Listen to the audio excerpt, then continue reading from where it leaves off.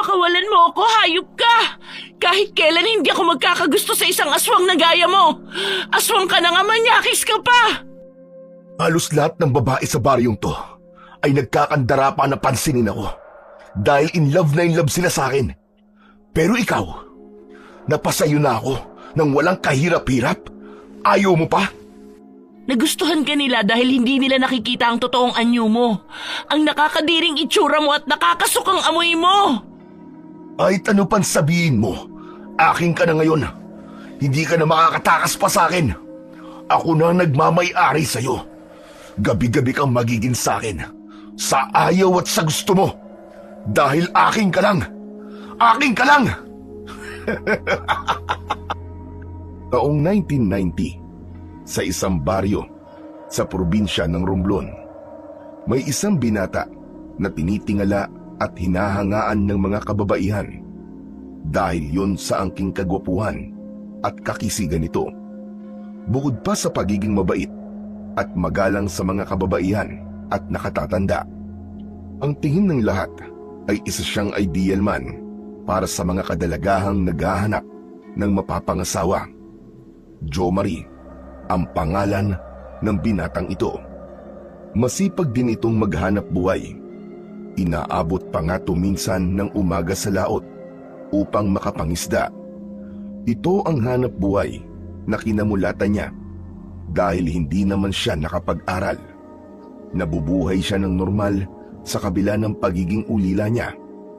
Mag-isa lang siyang namumuhay dahil maagang namatay ang kanyang mga magulang. At ang tanging kasama niya sa bahay ay ang kanyang alagang ibon.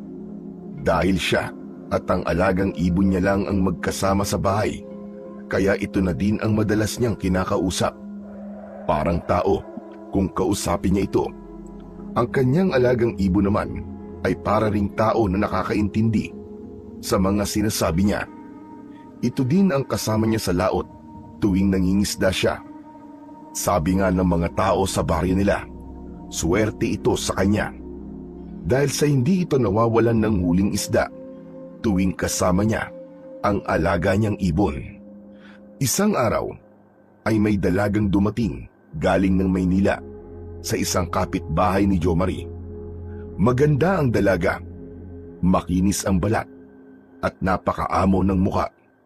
Dahil sa mga katangian nito, napansin siya kagad ni Jo Marie. Lihim siyang humanga sa kagandahan ng dalagang si Lian. Ngunit kahit na magpakita siya ng kabaitan sa dalaga, ay hindi siya nito pinapansin. Sa halip ay patuloy ito sa pagsusuplada. Ang kagaspangan ng ugali nito ay nakakasakit sa kalooban ng binata. Isang umaga ay nakita niya itong umiigib ng tubig sa balon na malapit sa bahay ng binata. Bakas sa mukha ng dalaga ang hirap sa pagsasalok ng tubig dahil hindi naman siya sanay sa gawain na yon. Agad siyang nilapitan ni Jo Marie at nag-alok ng tulong. Hindi naman kasi ganyan ang tamang pagsalok ng tubig sa balon. Napalingon si Lian sa pinanggalingan ng boses. Ngunit nang napagtanto na si Jo Marie yon, napasimangot na lamang ito ng bahagya. Di bali na, mamaya na lang ako iigib ng tubig. Magpapaturo na lang ako kay Lola Ising. Yan. Yan ka na naman eh. Umiiwas ka na naman sa akin. Teka nga, matanong kita. Bakit ba ang init-init ng dugo mo sa akin, Lian? Ewan ko, basta ang alam ko lang, ayoko sa aura mo. Mapait na ngiti ang pinakawalan ng binata bago muling nagsalita. Ayaw mo pala sa gwapo ah. Siguro mga type mong lalaki yung pangit at walang kadating-dating. Pwede ba, Jo Marie? Wala ako sa mood para sa mga pasaring mo. Umalis ka na nga dyan at pabayaan mo na lang ako rito. Oo na. Sige na. Aalis na po. Tangkang aalis na sana ang lalaki pagkatapos magsalita. Ngunit may kung anong nag-uudyok sa kanya para balikan ang babae. Tandaan mo to ha. Pagsisisihan mo ang pagtanggi at pag-iinsultong ginawa mo sa akin ngayon. Kahit kailan ay hindi ko pagsisisihan yun. Isa pa, 1 buwan lang ako dito sa probinsya. Babalik din ako ng Maynila. Pag nangyari yun, hindi na tayo muling magkikita. Yun ay kung makakabalik ka pa ng Maynila. Syempre naman, walang dahilan para hindi mangyari yun. Sige, tignan na lang natin. Pagkasabi nun, ay makahulugang ngiti ang pinakawalan ng binata para sa dalaga. Sabay lakad nito papalayo sa kanya. Dumiretso ito ng uwi sa bahay niya, na puno ng sama ng loob para sa babaeng hinahangaan. Ang gusto lang naman niya ay tulungan ito, ngunit imbis na magpasalamat, kasamaan pa ng ugali ang pinakita nito. Samantala, si Lia naman ay nagpupuyos ang kalooban sa inis. Hindi niya maintindihan ang kanyang sarili. Naiinis siya sa lalaking ito kahit na wala naman talaga itong maling ginagawa sa kanya. Pakiramdam niya kasi ay hindi ito gagawa ng mabuti sa kapwa. Kaya kahit pa nga sabi ng lola ising niya na mabait ang lalaki, ayaw pa rin niya dito. Pagkatapos ng isang malalim na buntong hininga, ay nagpatuloy na siya sa pagsasalok ng tubig. Nang makauwi na sa kanilang bahay, ay ikinuwento niya sa kanyang lola ising ang nangyari. Apo, bawasan mo ang pagiging suplada mo kasi hindi yan maganda para sa isang babae, lalo na rito sa probinsya. Iisipin ng mga tao na matapobre ka pag ganyan ang ugaling ipinakita mo. Lola, sa kanya lang naman po ako nagsusuplada kasi nga po ayaw ko sa kanya. Kahit na apo, kahit ayaw mo sa isang tao, maging mabuti ka pa rin. Ang tawag doon apo ay pagrespeto. Kumukulo ang dugo ko po pag nakikita ko po ang Jo Marie na yun. Kasi lagi na lang siya ang naririnig kong pinag-uusapan ng mga kaedad kong kabataan dito sa baryo. Gwapong-gwapo na sila sa kanya. Lola, madaming ang mas gwapo sa kanya dun sa Maynila. Siyempre apo, nasasabi mo yan dahil marami ka nang nakitang mga may itsurang lalaki sa Maynila. Pero ang mga kababaihan dito sa lugar na ito ay wala pa sapagkat hindi pa naman sila nakakapunta ng Maynila. Kung sabagay po, tama po kayo Lola. Kaya nga wag mo silang ikumpara sa'yo. Pasensya na po Lola, hindi ko na po uulitin. Hayaan niyo po pag nakita ko si Jo Marie magsosorry po ako sa kanya. Yan, ganyan nga apo. Tama yan. Tandaan mo, dapat irespeto ang lahat ng tao. Yan ang susi para mabuhay ka ng payapa sa mundong ito. Opo Lola, tatandaan ko po yan. Inagabihan, maagang nahiga si Lian. Napagod siya sa pag-iigib at paglilinis ng bahay, kaya gusto niya munang magpahinga. Ang kanyang lola ising naman ay nasa salas pa ng bahay nila. Tuwing gabi, pag hindi ito makatulog, ay naggagansilyo pa ito para libangin ang kanyang sarili. Gusto ng mga magulang niya na kunin na lang sana si Lola Ising upang doon na tumira kasama nila. Pero ayaw niya. Mas gusto niya na dito na lang siya sa probinsya dahil tahimik at presko ang hangin. Kaya pag ganitong bakasyon sa paaralan o kung may pagkakataon, bumibisita sila sa probinsya nito. Nang mga oras na yon, ay nakaramdam ng pamimigat ng mga mata si Lian. Ngunit tila naalimpungatan siya sa mahinang yabag mula sa bubungan ng bahay. Sa tapat mismo ng kanyang silid, mahina lamang yon, ngunit parang may bigat ang bawat yabag. Nagmulat siya ng kanyang mga mata. Saka dahan-dahang bumangon. Nakapatay ang kanyang ilaw, kaya tanging sinag lamang ng liwanag ng buwan ang kanyang tanglaw na liwanag. Tumagos ang liwanag ng buwan sa dingding na sawali ng bahay. Mabilis ang tibok ng kanyang puso dahil patuloy pa rin ang kaluskos at tila mga yabag na yon sa bubong ng bahay. Lumakad siya ng dahan-dahan patungo sa gawing bahagi ng bintana. Sa kadahan-dahang binuksan ito, maliit na awang lang ng bintana ang kanyang ginawa. Sapat lamang upang masilip niya ang paligid sa labas ng bahay nila. Habang nagmamasid sa labas, ay ilang ibon na panggabi ang nakita niya. Nang makita na mga ibong panggabi lang ang lumilipad sa labas ng bahay, ay iniawang niya ng mas malaki ang bintana ng kanyang silid. Sapat lamang para makadungaw ang kalahating bahagi ng kanyang katawan. Habang nakadungaw sa bintana, ay dama niya ang lamig ng hangin na dumadampi sa kanyang pisngi.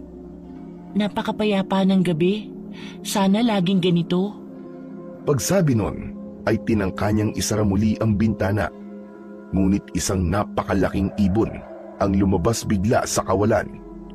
Nasa harap niya na yun ngayon at pilit na inaabot ng naturang ibon ang katawan ng dalaga gamit ang matutulis nitong mga kuko.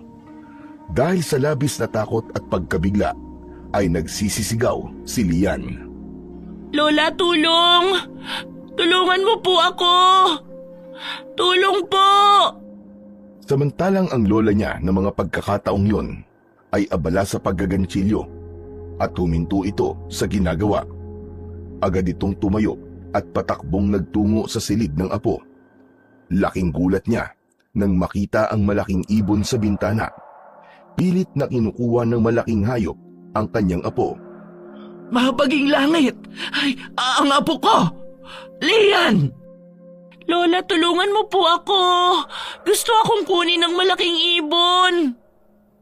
Ay, Diyos ko po! Saan galing ang hayop na yan? Hindi ko po alam, Lola. Bigla na lang siyang lumitaw at pilit akong kinukuha. Huwag mong pakialaman ang apo ko! Su! Su! Lola! Malakas po itong ibon! Ah! Malakas na pagaspas ang ginawa ng malaking ibon. Kaya naman, nakabitaw si Lian sa pagkakahawak nito sa pasimano ng bintana. Tuluyan siyang inilipad ng dambuhalang hayop sa labas ng kanilang bahay.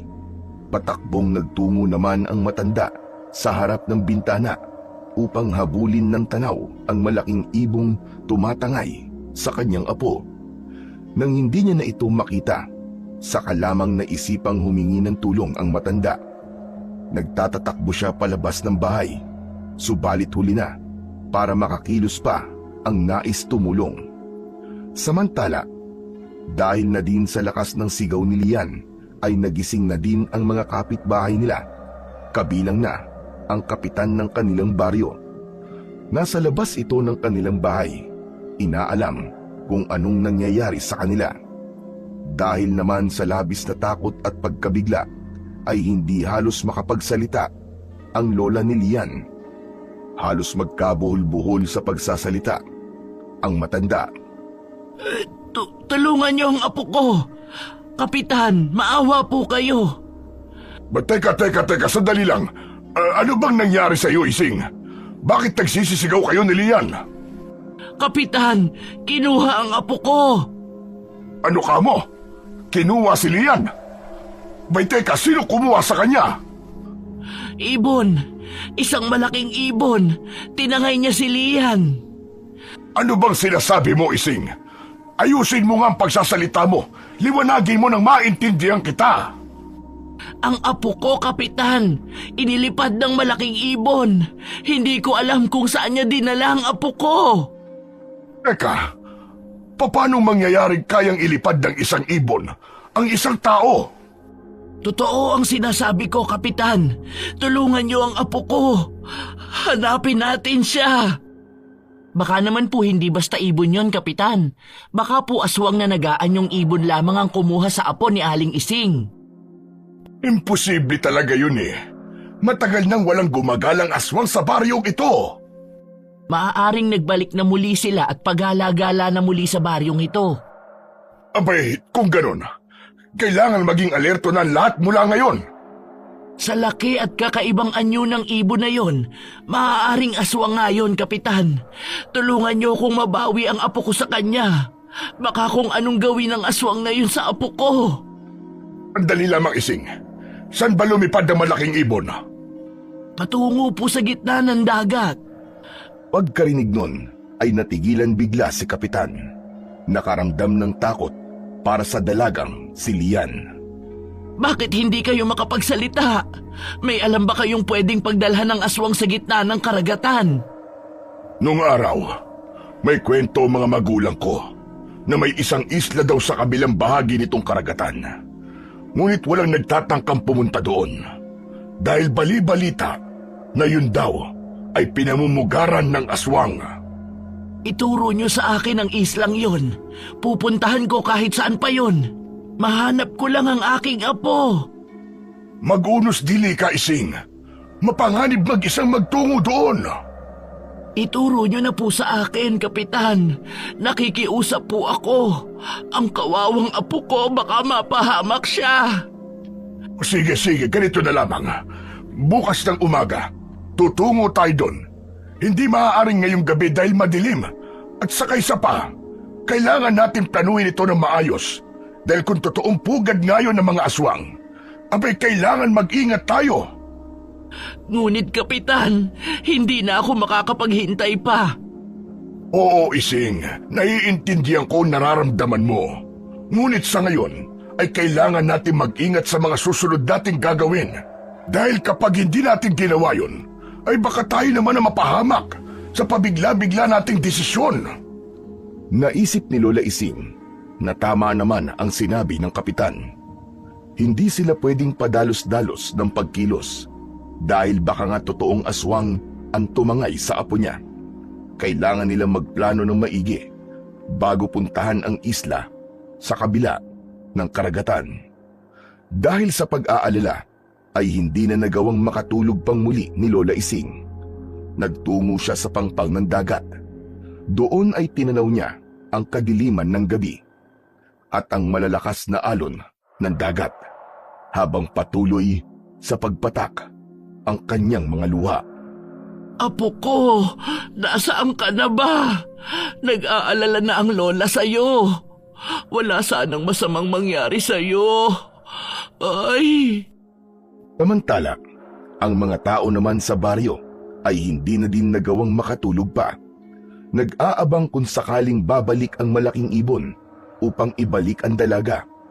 Inihanda nila ang sibat at mga pana na dadalhin nila bukas sa pagpunta nila sa isla na sinabi ni Kapitan. Gumawa sila ng kwintas na bawang. Inihanda din nila ang maraming asin na iniligay nila sa mga garapon.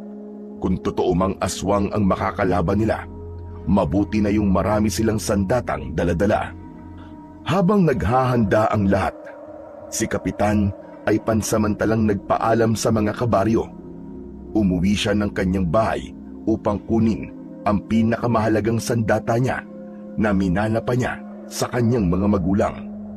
Isang medalyon na pangontra sa mga aswang. Matagal niya na yung itinago sa kanyang lumang baul dahil sa tahimik naman ang kanilang baryo. Walang aswang na gumagala sa nakalipas na maraming taon. Ngunit ngayon ay heto siya at naghahanda upang gamitin yon. Malapit nang mag-umaga, lahat ay nakahanda para sa pagtungo nila sa isla. Sumakay na si Lola Ising sa bangka, pati na ang kanyang mga kabaryo. Ngunit bago sila tuluyang makaalis, ay mabilis na tumatakbo si Jo Marie patungo sa gawin nila. Nang makalapit na ito sa kanila, ay habol hininga ito, kaya hirap magsalita. Lola Ising! Lola Ising! Kapitan! Hindi niyo na po kailangang umalis! Bakit, Jo Marie? Kailangan naming hanapin ang aking apo. Lola Ising! Kapitan! Si Lian po! Si Lian po! Bumalik na siya! Ay, nasaan ang apo ko? Nandun po siya, sa harap ng bahay niyo. Nakahiga po sa lupa. Wala po siyang malay, Lola. Dahil sa sinabing yun ni Jo Marie, agad na bumaba ng bangka si Lola Ising, pati na ang mga kasamahan niya. Patakbong umuwi ng bahay. Sinundan naman siya ng mga kabaryo upang tignan ang kalagayan ng dalaga. Pagkakita ni Lola Ising sa apo, ay napasigaw ito sa labis na awa. Tulad ng sinabi ni Jo Marie, wala nga itong malay at nangihina ang buong katawan. Kahit anong alog niya dito, ay hindi man lang ito gumagalaw. Apo ko! Anong nangyari sa'yo? Gumising ka, Lian! Ngunit wala pa ding pagkitang kilos mula dito. Nananatiling nakahandusay sa lupa ang dalaga. kaya lumapit na din si Kapitan upang tignan ang kalagayan ni Lian. Idinikit ang hintuturo at gitnang daliri sa pulso ng dalaga. Napailing ito ng bahagya bago muling nagsalita. Hindi maaari ito. Mahina ang kanyang pulso. Kung ganun ay tulungan niyo po ako, Kapitan. Dalhin natin siya sa ospital. Malayo ang ospital, Ising. Malayo dito sa atin. Sa bayan pa yun. Kailangan ni Lian ng agarang lunas ngayon. Ano pong gagawin natin, Kapitan? Susubukan ko kung kaya siyang iligtas ng aking medalyon. Medalyon? Anong klaseng medalyon yan? Ang medalyon na ito ay pangontra sa aswang, kulam gayuma at mga tikbalang. Kung totoong aswang ang may gawa nito kay Lian, makatutulong ito para magamot natin siya. Kung ganun ay pumapayag na ako. Gamutin niyo ang apo ko, Kapitan. Binuhat ng isang kapitbahay nila si Lian upang maipasok sa loob ng bahay. Inihiga siya sa mahaba at malapad na upuang kawayan na nakapwesto sa salas ng bahay. Matapos na maiayos sa pagkakahiga ang dalaga, inilabas na ni Kapitan ang kanyang medalyon. Hinaplos-haplos niya muna yon gamit ang hintuturo bago nagsimulang umusal ng mga orasyon. Natutunan niya yon sa kanyang namayapang ama at ina. Bagamat matagal ng panahon na hindi niya yon nagagawa, malinaw pa din sa kanyang isipan ang dasal at orasyong itinuro sa kanya. Pagkatapos ng paulit-ulit na dasal at orasyon, nagliwanag ang medalyon. Saka ipinatong yun ni Kapitan sa dibdib ni Lian, sa bahaging nakatapat sa kanyang puso. Nung makitang marahang gumalaw ang mga daliri ng dalaga, ay itinuloy ni Kapitan ang pag-oorasyon at pagdarasal. Mas nilakasan niya pa yon upang mas lalo siyang marinig ng kanyang medalyon. Nang ganap nang natatakpan ng liwanag ng medalyon ang buong katawan ng dalaga, nagmulat ito ng mga mata at saka ito nagsalita. Lola Ising? Lola, tulungan mo ko. Pagkarinig ni Kapitan sa boses ng dalaga, kinuha niya muli ang kanyang medalyon. Hinawakan yon at muling umusal ng maikling orasyon at dasal. Pagkatapos noon ay umalis na siya sa tabi ng dalaga upang mas makalapit si Lola Ising sa kanya. Matapos na makalapit ang matanda sa apo, mahigpit na yakap ang ibinigay niya dito. Maya-maya pa ay nagbitaw na din ang dalawa sa pagkakayakap. Anong nangyari sa iyo, apo ko? Saan ka dinala ng malaking ibong kumuha sa iyo? Hindi ko po maalala, Lola. Paanong hindi mo maalala? Alalahanin mong mabuti, apo. May ginawa ba siya sa iyo? Aswang ba ang malaking ibon na yon? Wala po talaga akong maalala, Lola. Basta ang natatandaan ko lang po, pagkatapos akong ilipad ng malaking ibon, nung nasa kalagitnaan na po kami ng dagat, nawala na po ako ng malay dahil po sa takot. Tapos ngayon lang po ako nagising. Magdamag kang nawala, apo. Ganun po ako katagal nawala, Lola? Imposible po. Totoo ang sinasabi ko sa iyo, apo. Kaya labis ang pag-aalala ko sa iyo. Hindi ko po talaga maalala, Lola. Pero dahil nandito na po ako ulit, wala na po kayong dapat alalahanin. Dahil ligtas akong nakabalik. Kahit na nag-aalala ang matanda para sa apo, ay hinayaan na lang niya muna ito. Sa susunod na araw niya na lang ito tatanungin. Sa ngayon, ay hahayaan na muna niya itong makapagpahinga dahil mukhang pagod na pagod ito. Hindi na kita pipiliting alalahanin ang nangyari sa nagdaang gabi. Ang mahalaga ay ligtas ka na ngayon. Salamat po, Lola. Nung nasa gitna kami ng laot, habang nasa ere, akala ko po katapusan ko na. Magpasalamat ka kay Kapitan sa pagliligtas niya sa iyo. Nanghihina ka na kanina, ngunit dahil sa medalyon niya ay maayos ka na ngayon. Maraming salamat po, Kapitan. Walang anuman, Lian. Hindi lang ako ang dapat mong pasalamatan. May isa ka pang dapat pasalamatan, Iha. Sino po? Si Jomari. Si Jomari po? Oo, apo. Aalis na sana kami para hanapin ka nang matagpuan kanya sa labas ng bahay natin. Kaya maging mabuti ka sa kanya mula ngayon. Huwag ka nang maging suplada, ha? Opo, Lola. Nasaan po ba siya para makapagpasalamat ako sa kanya? Luminga ang matanda sa kalipunan ng mga kabaryo nila, ngunit hindi niya na ito makita. Naisip niyang marahil ay umuwi na ito sa bahay niya. Umuwi na yata siya, Apo. Hayaan niyo po, pag lumakas na ang katawan ko, pupuntahan ko na lang po siya sa bahay niya para personal na makapagpasalamat. Pagkatapos na makatiyak ni Kapitan na maayos na ang kalagayan ng dalaga, ay nagpaalam na ito sa maglola. Pati ang mga kababaryo nila ay isa-isa nang umuwi sa kani-kanilang mga bahay. Samantala, si Jo Marie ay umalis sa kalipunan ng mga kababaryo niya nang mag-uumpisang gamitin ni Kapitan ang medalyon niya, sapagkat hindi niya yun kayang tagalan dahil tila nakakabulag ang liwanag na yun para sa kanya.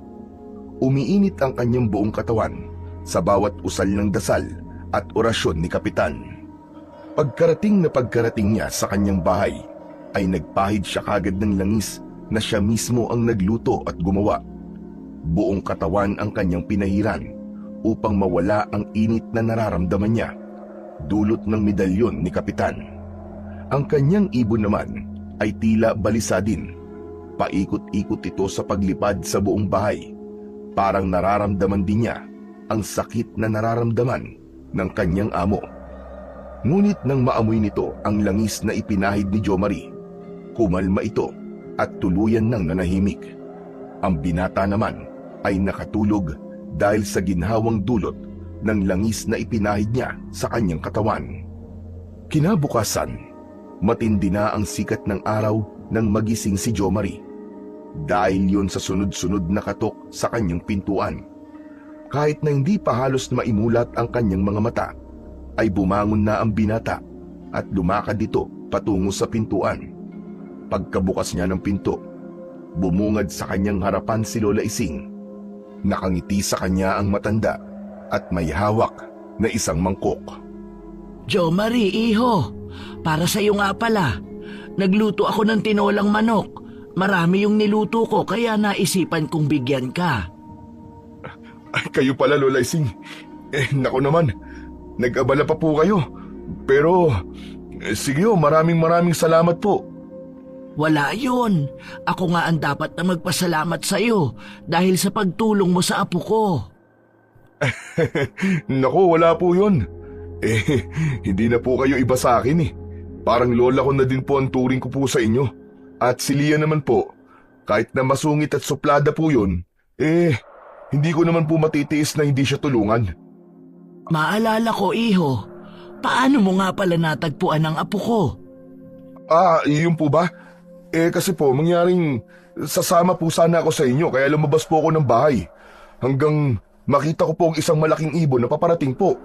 Ayun, nagtago po ako sa malaking puno sa gilid ng bahay nyo. Nang ibinaba na po siya ng malaking ibon sa lupa, wala na pong malay si Lian eh. May ginawa pa ba ang ibon na yon sa apo ko? Wala naman na po, Lola. Wala na po ako nakita, basta po binaba niya lang sa lupa. Tapos po, lumipad na po papalayo. Nang makaalis na po yung ibon, saka ko naman po nilapitan si Lian. Binuhat ko po sa harap ng bahay nyo, tapos, yun, tumakbo na po ako papunta sa inyo. Sa tingin mo ba aswang ang kumuha sa apo ko? Hindi ko po masabi kung aswang nga po, Lola eh. Dahil kung aswang ho yun, dapat sana kinain na ng aswang na yun ng puso at atay ng apo nyo. May punto ka riyan. Ngunit base sa sinabi mo, parang may isip ang ibon na yun. Para ibalik niya ang apo ko kung paano niya ito kinuha, talagang nakapagtataka. Lola Ising, ang mabuti pa po huwag niyo na pong isipin yan. Ang mahalaga po ngayon ay ligtas na si Lian. Tama ka. O paano? Kunin mo na itong mangkok at lalamig na ang sabaw. Ibinigay ni Lola Ising ang mangkok sa binata. Nang mas mapalapit ang matandang babae kay Jo Marie, ay may naamoy itong kakaiba na nagpakunot ng noo ni Lola Ising. Kaya bahagyang kinusot nito ang kanyang ilong. Parang nahulaan naman ng binata ang iniisip ng matanda, kaya napangiti ito at kusa nang nagpaliwanag. Lola, pasensya na po kayo ha. Nagpahid po kasi ako ng langis bago matulog eh. Masakit po kasi mga kasukasuan ko. Parang nirarayuma po yata ako eh. Ganun ba? Ay, ang bata mo pa para magkaroon ng rayuma. Maligo ka na at mabaho ang langis na ipinahid mo. Sige po Lola. Pasensya na po uli. Pagkaalis ng matanda ay may ginawa ang binata sa dalang pagkain ni Lola Ising. Dapat ang ginagawa sa pagkain ito ay itapon sa labas ng bintana. Ayoko sa pagkain ito. Hindi siya kumakain ng mga pagkaing ibinibigay ng ibang tao sa kanya. Tanging mga pagkain siya lamang ang nagluto, ang kinakain ng binata. Pagkatapos nun ay naligo na siya upang maalis ang mga langis na ipinahid niya sa kanyang katawan bago siya matulog. Hinubad niya ang kanyang pang-itaas na damit. Bago pumunta sa banyo ay may kinuha siyang isang maliit na nakasabit sa dingding ng bahay. Itinapat niya sa salamin ang kanyang muka. Lumingon-lingon siya, pakaliwa at pakanan, bago nagsalita na tila ba kinakausap ang sarili. Hanep ka. Napakagaling mo. Lahat ng tao sa baryo ay napaniwala mo na mabait ka.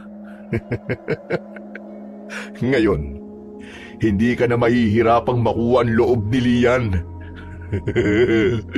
Mapapasayo na ang babaeng gusto mo. Makukuha mo na siya. Kahit kailan, hindi nila malalaman na isa kang aswang. Aswang naaangkin sa babaeng yon. Makukuha mo siya sa ayaw at sa gusto nila. Lalo pat nagtagumpay kang mawala ang alaala niya sa mga nangyari kagabi. Kung naging mabait lang sana siya sa'yo, hindi sana aabot sa ganito eh. Kung trinato ka lang niya sana ng tama, hindi ka sana magiging ganyan. Kaya ngayon, ay gawin mo ang lahat para makuha siya ng lubusan.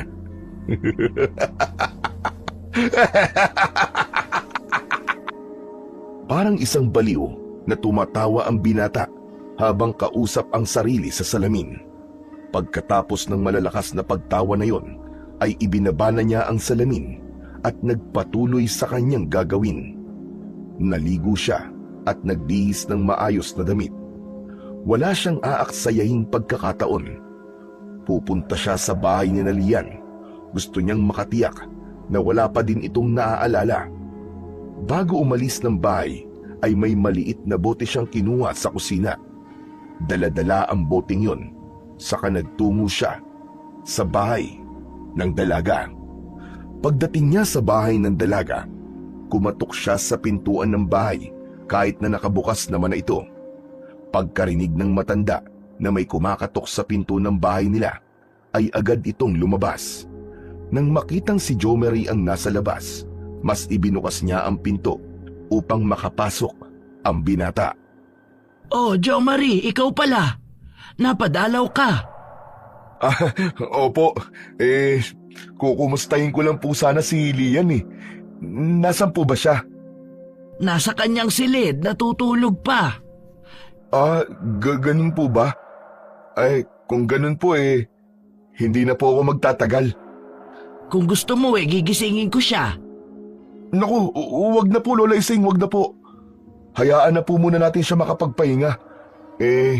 Dinala ko lang naman po itong nabili ko sa bayan eh. Pagsabi nun, ay inabot niya sa matanda ang isang bote na dala-dala niya. Ano ba ito, iho? Sabi po kasi ng binilan ko po sa bayan, dinikdik na luya daw po yan. Saka may kasama pang mga iba't ibang halamang gamot na pinagsama-sama at ginawang parang pulbos. Sabi po niya mabisa daw po yan para lumakas ang resistensya ng tao. Naisip ko pong kailangan po ito ni Lian, kaya bumili po ako. Naku, nag-abala ka pa. Salamat ha, napakabait mo talagang bata. Wala po yun, Lola Ising. Maliit na bagay lang po yun. Paano po? Tutuloy na po ako. Baka nakakaabala na po ako sa inyo eh. Bago tuluyang umalis ng bahay ng matanda si Jomari, isang makahulugang tingin ang iniukol niya sa pintuan ng silid ni Lian.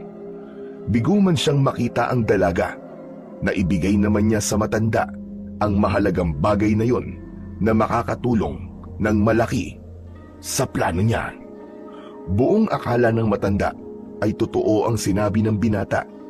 Ngunit hindi totoo ang mga sinabi nito. Siya mismo ang nagluto at gumawa ng pulbos na yon para kay Lian. Kapag inihalo yun sa pagkain ng dalaga at naamoy niya ang pulbos na yon, ay mahihipnotis mo siya. Lahat ng sasabihin niya ay gagawin ng dalaga para sa kanya. Walang kahirap-hirap niyang mapapasunod ito sa mga gusto niya. Pagka-uwi niya ng bahay ay abot tenga ang kanyang ngiti. Dahil sa gabing yon ay aangkinin niya ng muli si Lian at walang makakapigil sa kanya na kahit na sino. Samantala, pagkaalis ni Jomari sa bahay ni Lola Ising, nagising na si Lian. Bumangon ito sa higaan at diretsyong pumunta sa kusina. Uhaw na uhaw ang pakiramdam niya. Pagkatapos uminom ng tubig, ay nagtungo ito sa salas ng bahay, kung saan naroon ang kanyang lola. Tulad ng dati, naggagansilyo ito upang magpalipas ng oras. Naupo siya sa gilid nito, paharap sa pintuan ng bahay. Tanaw niya mula sa loob ng bahay ang pampang ng dagat. Napatitig siya dito sandali. Pilit na inaalala ang nangyari sa kanya nang nagdaang gabi na kinuha siya ng malaking ibon. Hindi naman yun nakatakas sa mapanuring mga mata ng kanyang lola. Apo, ayos ka lang ba? Pagkarinig sa boses ng lola niya, ay tila nagbalik ito sa kanyang sarili. Sabay lingon sa gawin nito. Bahagya itong ngumiti bago nagsalita. Opo, Lola. Iniisip ko lang po kung saan ako dinala ng malaking ibon. Hanggang ngayon po kasi wala po akong maalala. Huwag mong piliting alalahanin ang lahat, Apo. Baka makasama sa'yo yan.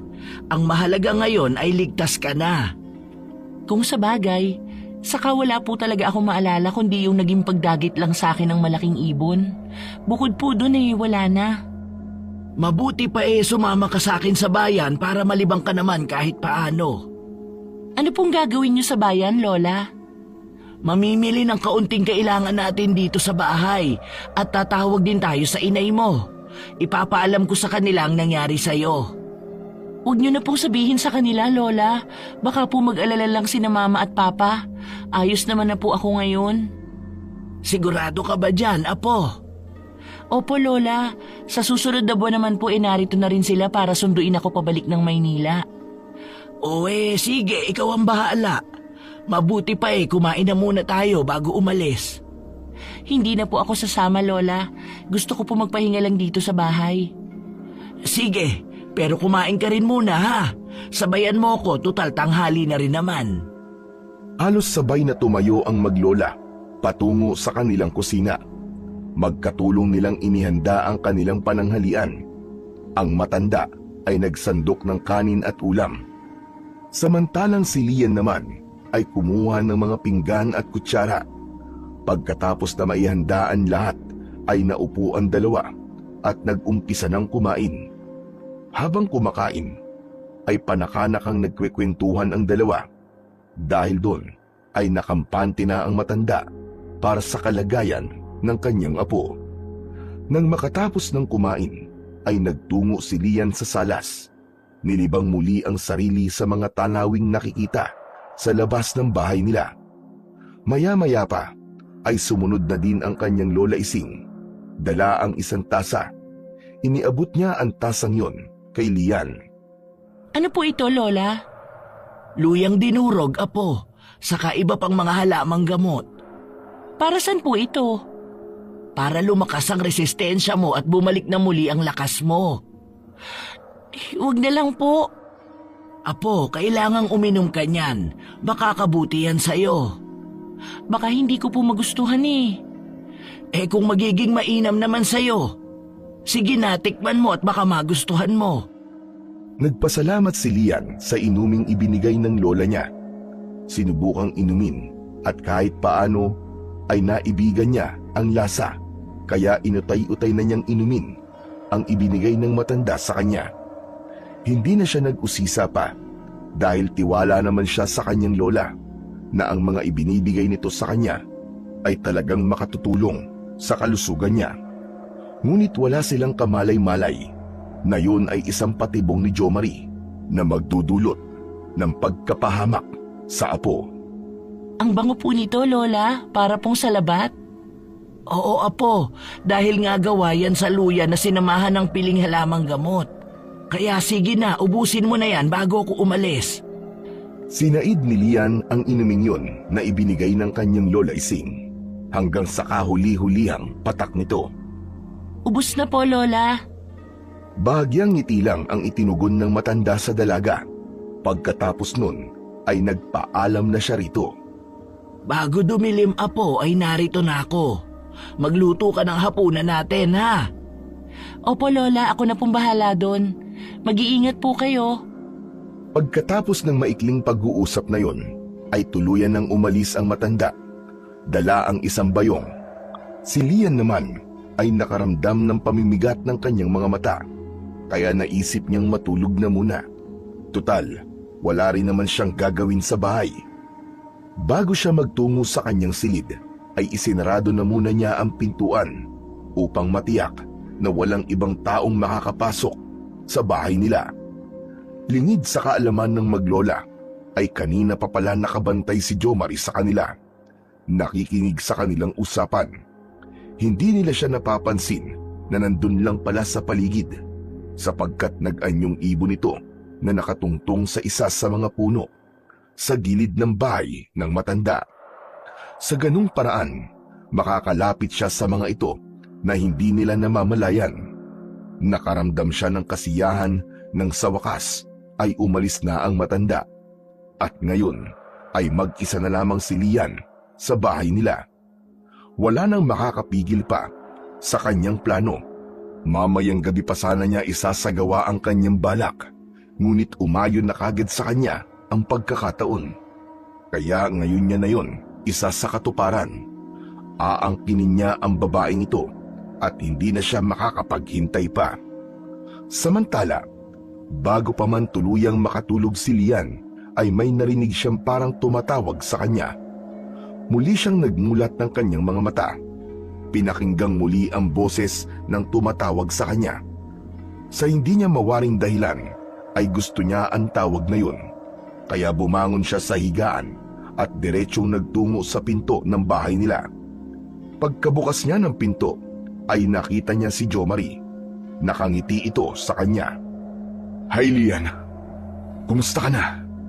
Hindi maintindihan ni Lian ang kanyang nararamdaman pagkakita niya sa lalaki. Parang lahat ng inis niya rito ay nawala ng lahat. Oo nga, at sinabi niya kay Lola Ising na magiging mabuti na siya rito. Pero hindi pa ni naman nagbabago ang nararamdaman niya para sa lalaking ito. Ngunit ngayon ay kakaiba. Ngumingiti siya sa pagkakakita rito na ni minsan ay hindi niya ginawa. Mabuti naman. Bakit ka nga pala narito sa bahay namin? May kailangan ka ba? Wala naman Lian. Gusto lang sana kitang kumustahin. Mabuti na ang lagay ko. Pumasok ka muna dito sa loob. Lian, ang totoo, pumunta ako dito para sunduin ka sana. Bakit? Saan tayo pupunta? Sa bahay ko. Nagluto kasi ako ng ginataan langka. Gusto ko sanang saluhan mo akong kumain. Pero kakakain lang namin ni Lola eh. Busog pa ako. Sa susunod na lang. Sige na. Ako nagligtas sa'yo ng gabing kunin ka na malaking ibon. Kaya kahit bilang pasasalamat mo na lang sa akin yun. Pero Jo Marie... Huwag mong sabihin na hindi mo ako mapagbibigyan at tatanggihan mo. Sige na nga. Pero saglit lang ako sa bahay mo ha. Uuwi rin ako pagkatapos nating kumain. Oo, Lian. Uuwi ka din kagad. Makahulugan ang ngiting pinakawalan ni Jo Marie ng mga sandaling yon. Nakaramdam siya ng tagumpay sa mga plano niya. Pagdating sa bahay, walang sinayang na panahon ng binata. Dinala niya ang dalaga sa kusina. Pinaupo sa upuan sa harap ng isang mesa. Pagkatapos ay inihanda na ang niluto niyang langka. Habang kumakain si Lian, ay may kung anong pulbos na isinaboy ang lalaki sa harap ng dalaga. Matapos siyang maamoy ng dalaga, ay tila natigilan ito. Natulala na lamang. Itinigil ang pagsubo ng pagkain. Nakatingin na lang sa kawalan. Napangiti naman ang lalaki dahil mula sa oras na yon ay mapapasunod na niya ang dalaga sa lahat ng gusto niya. Halika, Lian. Doon tayo sa kwarto ko. May ipapakita ko sa'yo. Pagkarinig ng dalaga sa boses ng lalaki, ay tumingin ito sa kanya. Walang pagtatanong na sumunod na lang sa kagustuhan nito. Doon sa silid na yon, ay malayang nagawa ng binata ang lahat ng gusto niyang gawin sa dalaga. Inaangkin niya ito ng walang kahirap-hirap dahil sumusunod lang ito sa lahat ng sasabihin niya. Pagkatapos niyang makuha ang gusto niya, ay inutusan niya itong umuwi na sa bahay nila. Sumunod naman ang dalaga sa sinabi ng lalaki sa kanya. Nang makarating na si Lian sa bahay nila, ay dumiretso siya sa kanyang silid. Nahiga siya sa kanyang kama at tuluyang nakatulog. Samantalang ang binatang si Jomari naman ay nakasunod sa kanya na nasa anyo ng isang ibon. Tumuntong siya sa bintana, pagkatapos ay lumipad papasok sa loob ng silid.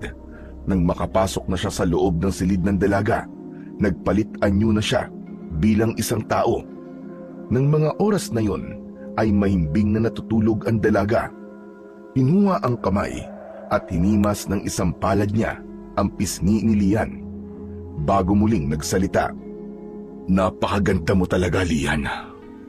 Alam mo ba na ang plano ko lang talaga sa'yo ay gantian ka sa kagaspangan ng ugaling ipinakita mo sa akin. Pero dahil sa nakita kong ganda ng hubog ng katawan mo at makinis mong balat, dagdag pa na ako nakauna sa'yo, ay itutuloy-tuloy ko na ito. Magiging akin ka ng paulit-ulit at wala kang magagawa roon. Paulit-ulit kitang pagsasawaan ng hindi mo namamalayan. Kaya sige lang." Magpahinga ka ngayon dahil alam kong napagod ka. Sa susunod na may pagkakataon ako, mapapasakin ka ulit para maging masaya ko.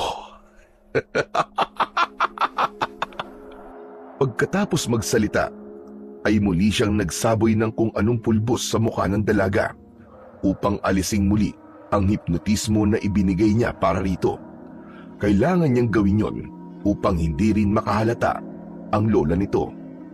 Nahihimbing na sa pagtulog ang dalaga, kaya wala itong kamalay-malay sa paligid.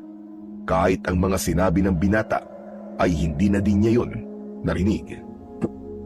Samantala, pagkatapos ng huling pagsulyap ni Jomari sa natutulog na si Lian, ay nagpalit na muli ito ng anyo bilang isang ibon. Pagkatapos ay muling dumaan sa bintanang nakabukas upang makalabas sa silid ng dalaga. Nagising si Lian, napapadilim na ang paligid. Pagkamulat ng kanyang mata, ay naisip niya agad ang kanyang lola Ising. Naisip niya na paparating na ito galing bayan, kaya kailangan niya nang magluto ng hapunan. Dahan-dahan siyang bumangon sa kanyang kama. Ngunit sa hindi niya mawaring dahilan, masakit ang kanyang buong katawan. Dahil dito ay nahirapan siya sa pagtayo mula sa higaan.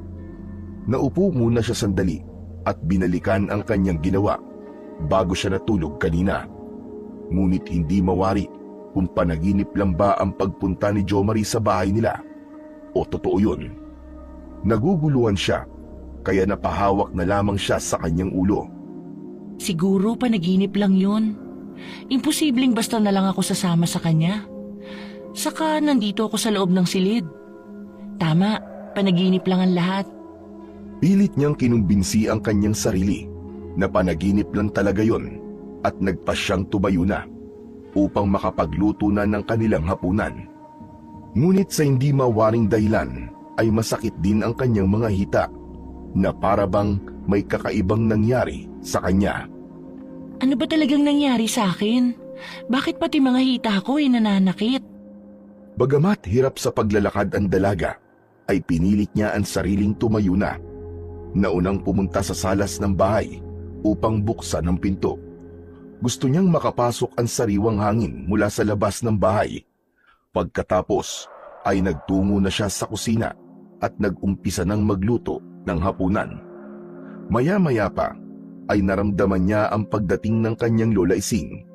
Diretso itong pumasok sa loob ng bahay, patungo sa kusina kung saan siya naroon. Lola, ginabi na po kayo. Ang tagal mapuno ng bangkang maghahatid dito sa atin. Kaya heto, ginabi na ako. Ganun po ba?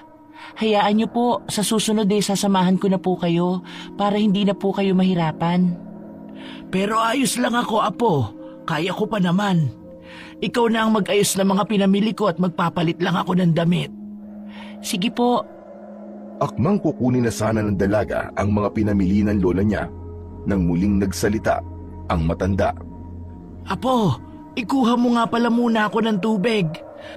Nauhaw ako kakalakad sa bayan. Ngiti lang ang itinugon ng dalaga sa kanyang lola. Pagkatapos ay lumakad na ito patungo sa lagayan ng tubig na inumin. Hindi nito halos maiakbang ang paa sa paglalakad dahil sa iniindang sakit ng katawan at hita. Hindi yun nakaligtas sa mata ng kanyang lola. Anong nangyari sa'yo? Bakit ganyan ka maglakad? Paika-ika ka. Kanina naman bago ako umalis maayos ka. Masakit po ang mga hita ko, Lola. Hindi ko nga po maintindihan Pagkasabi nun, ay nilapitan ng matanda ang apo. Itinapat ng pabaliktad ang palad sa noo nito. Aba, may sinat ka, Apo. Mamaya uminom ka ng gamot pagkatapos natin kumain para hindi na lumalayan. Baka matuloy pa yan sa lagnat. Sige po, Lola. Pagkatapos nun, ay nagtungo na ang matanda sa kanyang silid para magpalit ng damit. Samantalang si Lia naman ay patuloy sa pag-aayos ng pinamili ng kanyang lola. Pagkatapos nito ay nag-umpisa na siyang maghain. Nang maihanda na ang lahat, sa kanya tinawag ang kanyang Lola Ising. Nang makailang tawag na siya sa matanda, ay lumabas na ito. Nagtungo na sa kusina kung saan naroon ang apo. Habang kumakain sila, ay may kumatok mula sa pintuan nila. Kasunod ang mahinang pagtawag dito sa pangalan ng matanda.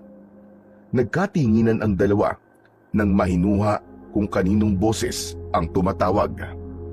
Aba, si Kapitan yun Oo nga po, Lola. Ano po kayang sadya niya sa atin? Mabuti pa labasin mo muna at tanungin mo kung anong sadya niya dito sa atin. Pagkarinig sa utos ng matanda, agad na tumalima ang dalaga. Lumakad ito patungo sa pintuan ng bahay. Pagkakita kay Kapitan, ay agad na pinapasok yun ni Lian at pinaupo sa upuang kawayan na pang-isahan. Magandang gabi po, Kapitan. Ano pong sadya niyo at napadalaw po kayo?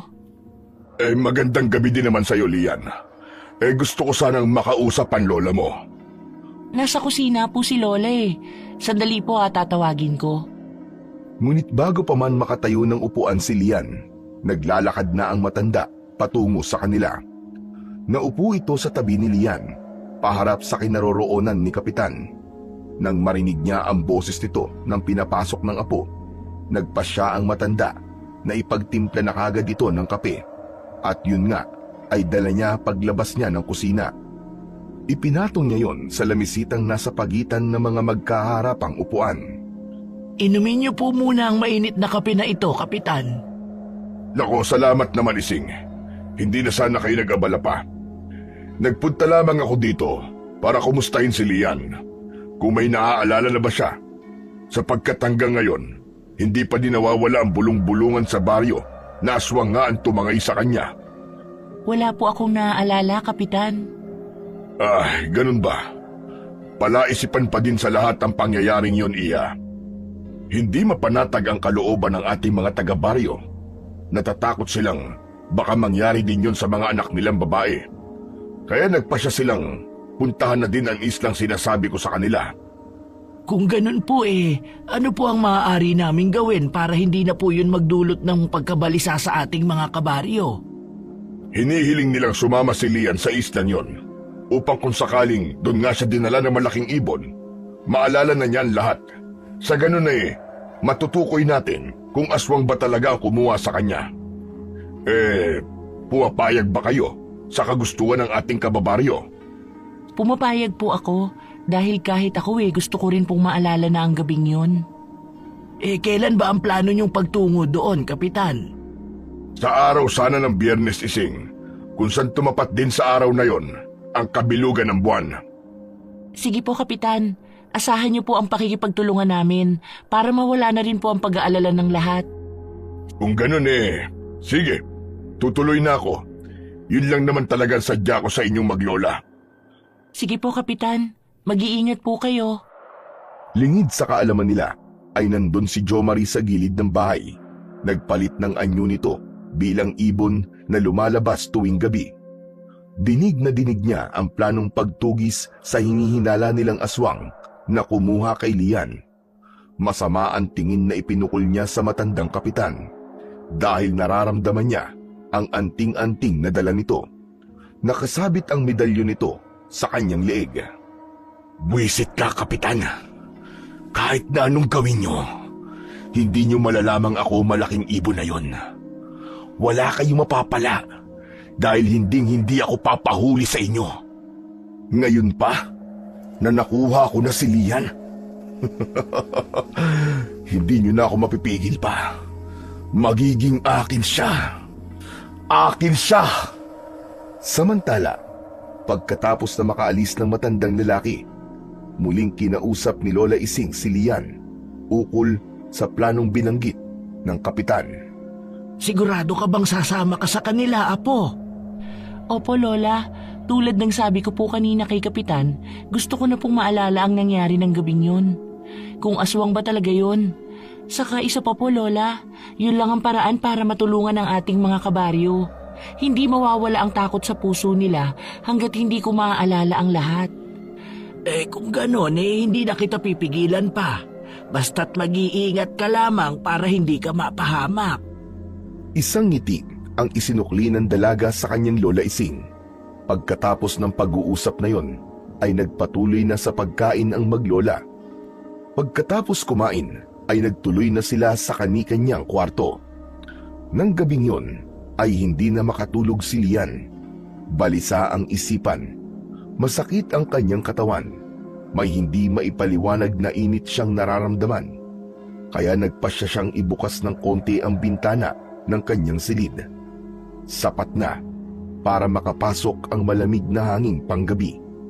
Dahil sa labis na pagkabalisa, ay naupo na lamang muna siya sa gilid ng kanyang kama habang nakahawak ang dalawang kamay niya sa ulo niya.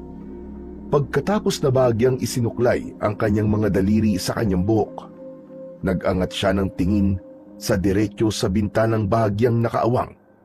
Namilog ang kanyang mga mata sa hindi inaasahang kanyang nasaksihan ng mga oras na yon. Kitang-kita niya mula sa maliit na siwang na yon ang pagbabagong anyo ni Jo Marie.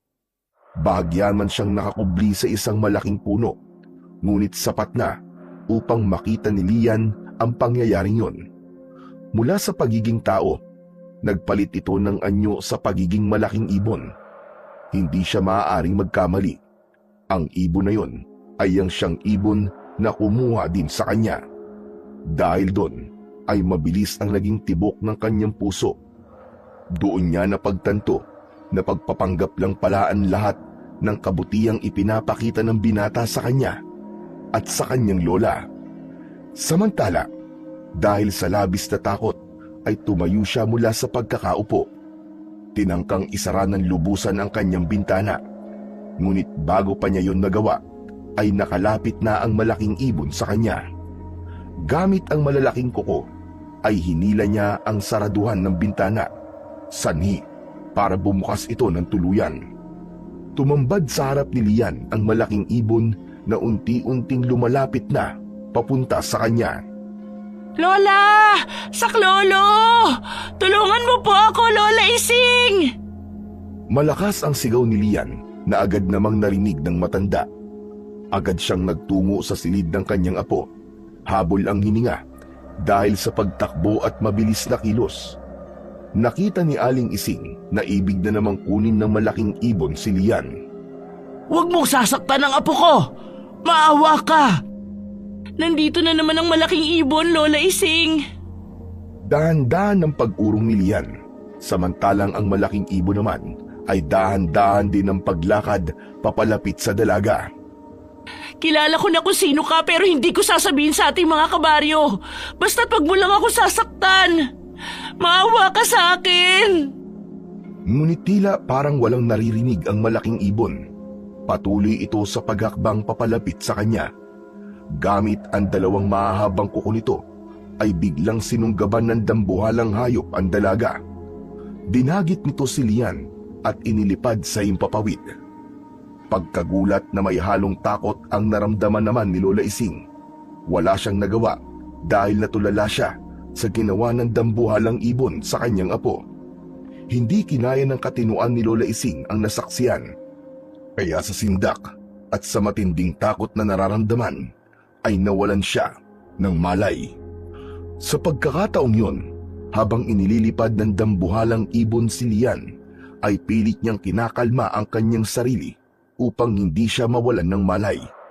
Sa ganun, ay malalaman niya kung saan siya dadalhin ng malaking ibon dahil alam niyang si Jo Marie ang aswang na yun na nasa anyo ng dambuhalang ibon. Natitiyak niyang hindi siya papatayin nito, kundi iba ang pakay nito sa kanya. Tama nga ang sinabi ni Kapitan. Sa isang isla nga dinala si Lian ng malaking ibon. Ibinaba siya nito sa tapat ng isang maliit na kubo. Dahil madilim ang buong paligid, ay hindi mawari ni Lian kung may ibang tao ba sa islang ito o silang dalawa lamang ni Jo Marie ang naroroon. Pagkatapos na luminga sa paligid, nagtungo ang kanyang mga mata sa nakatayong si Jo Marie sa gilid niya, na nasaan yung tao na. Matalim at may halong pagnanasa ang mga tingin na ipinupukol sa dalaga. Bagamat may kaba at takot na nararamdaman si Lian sa kanyang dibdib, ay pilit niyang pinaglabanan yon, lalo na't hindi niya alam kung ano ang tunay na pakay ni Jo Marie, sapagkat wala siyang maalala sa mga nakalipas na pangyayari. Bakit mo ako dinala rito? At anong lugar ito? Dito ang isla kung saan dating naninirahan ng mga kalahi ko. Kalahi mong mga aswang din? Oo, tama ka, Lian. Pero wala na sila eh. Nilipol na sila ng mga antingirong magulang ni Kapitan. Ang mga magulang ko lamang ang nakaligtas. Pero ang alam ng lahat sa baryo, ulila ka na. Yun din ang nasabi sa akin ni Lola Ising. Hindi pa pala? Sinabi ko lang yun para hindi na sila mag-usisa pa. Para wala nang tanong-tanong. Dahil ang totoo, nasa islang ito mga magulang ko. Dito sila nakatira. Ngunit kung iisipin mong masama silang aswang ay nagkakamali ka. Hindi sila pumapatay ng tao. Mga hayop na ligaw lamang sa kabundukan ang pinapatay at kinakain nila. Bakit pinili mong sa baryo manirahan at hindi dito sa isla? Dahil gusto kong maranasan ang buhay na normal, tulad sa isang normal na tao. Nararamdaman kong may mabuti kang puso, kaya nakikiusap ako sa'yo. Ibalik mo ako sa lola ko. Nagmamakaawa ako sa'yo. Hindi maaari, Lian. Mananatili ka na dito kasama ko habang buhay. Dahil hindi na kita ibabalik sa lola mo. Nakikiusap ako sa'yo. Paano na lang ang lola ko? Matanda na siya. Kailangan niya ako. Kasabay ng pakikipag-usap na yon ni Lian ay ang pagluhod niya sa harap ng binata upang pakawalan siya nito. Hindi Lian. Hindi kita pwedeng ibalik sa lola mo. Lalo na ngayong marami nang nakakaalam sa pamilya namin. Kaya hindi na kita maaaring pakawalan pa. Isa pa, nakuha na kitang minsan at nangako ko sa sarili ko na walang ibang lalaking makakaangkin pa sa'yo, kundi ako lang. Anong pinagsasasabi mo, Jo Marie? Hindi mo ba naiintindihan? Ha? Hindi mo ba naiintindihan ang sinasabi ko? Ako ang nakauna sa'yo, Lian. Nagawa ko sa'yo ang gusto ko. Sinungaling ka. Wala pang nangyayari sa atin. Una, wala tayong relasyon at hindi ko papayagang mangyari yun. Ama ka, wala nga tayong relasyon. Pero nagawa ko na ang gusto ko. Ang angkining ka, ang magpasasa sa katawan mo. Hindi yan totoo. Wala yung katotohanan. At kailan nangyari yun? Makahulugang ngiti ang pinakawalan ni Jo Marie, sabay hagod ng kanyang mga daliri sa pisngi ng dalaga. Hindi mo ba talaga maalala nangyari sa atin, ha? Dun yon sa bahay ko. At ikaw mismo ang pumunta sa akin. Natigilan sandali si Lian sa mga sinabi ng lalaki dahil naalala niya nga na pumunta siya sa bahay nun. Subalit hanggang doon na lang ang naalala niya. Hindi niya maalala ang sandaling may nangyari sa kanila, gaya ng sinabi ni Jo Marie. O ano? Naaalala mo na ba, Lian? Natahimik ang dalaga. Maya-maya pa'y sunod-sunod na patak ng luha ang umagos sa mga mata niya. Unti-unti, nagiging malinaw na sa isipan niya ang mga sinabi ni Jo Marie. Naaalala na niya ang lahat, kung paanong ibinigay niya ang sarili niya sa lalaking nasa harapan niya. Lalong bumukal ang luha sa mga mata ng dalaga. Naroon na rin ang matinding galit sa dibdib na nararamdaman dahil sa ginawang paglapastangan sa kanya ng lalaking kaharap. Hayop ka! Halimaw! Napakawalang hiya mo! Siguro may kababalaghang kang ginawa kaya napasunod mo ako sa gusto mo. Dahil hindi ko na naising ibigay sa'yo ang sarili ko. Lalo na sa gaya mo na isang aswang. Isang halimaw! Huli na ang lahat, Lian. Nangyari na eh. Ibinigay mo na sa akin ang sarili mo. At paulit-ulit ko nang magagawa yun sa'yo ngayon. Dahil tayong dalawa lang dito. Isang ngisi na may pagnanasa ang nakita ni Lian sa mukha ni Jo Marie. Napaurong siya na lalong binalot ng takot ang buong katawan. Hindi siya papayag na gawin ulit sa kanya ang kabuuan na ito. Wag! Wag kang lalapit! Hindi pwede. Gusto kitang tikman uli ng paulit-ulit dahil nakakagigil ka, Lian. Pakiusap, wag! Maawa ka! Nangingibabaw sa katawan ko ngayon ang init ng pagnanasa kaysa sa awa na sinasabi mo. Dahan-dahang lumapit si Jo Marie kay Lian habang patuloy sa pag-agos ang luha sa mga mata ng dalaga hanggang sa biglang nahawakan ng binata si Lian. Nagpipipiglas ito na ibig kumawala sa pagkakahawak ni Jo Marie. Ngunit kahit na anong piglas ng dalaga ay wala siyang nagawa. Napakalakas nito para sa isang babaeng katulad niya. Nawalan ng saysay ang kanyang pagpupumiglas at panlalaban dahil nanghina lamang siya. Kaya hinayaan na lamang niya ito upang hindi na siya lalo pang masaktan. Binuhat ng binata si Lian papasok sa loob ng kubo. Idiniretso sa loob ng isang maliit na silid at inihiga sa papag na naroroon. Tanging pagluwa na lamang ang kayang gawin ng dalaga ng mga sandaling yon dahil wala ring saysay ang kanyang pagmamakaawa. Kasabay ng masaganang pag-agos ng luwa sa mga mata niya, ang pagpapaubaya niya. Hinayaan niyang gawin ng lalaki ang nais nitong gawin sa kanya. Ibinigay niya ang kanyang sarili kahit nalabag sa kanyang kalooban. Ramdam na ramdam ni Lian ang kahayupang ginagawa ni Jo Marie sa katawan niya. Parang dinudurog ang dibdib niya sa matinding sama ng loob habang nilalapastangan nito ang kanyang pagkababae. Nang matapos na si Jo Marie sa kanyang kabuhungan, bumangon ito at dumiretso sa labas ng bahay. Napawi na ang init at pagnanasa niya, subalit hindi niya maipaliwanag ang kanyang nararamdaman ng pagkakataong yun. Tila may kirot sa dibdib niya. Inuusig siya ng kanyang konsensya kaya nagbalik siya sa loob.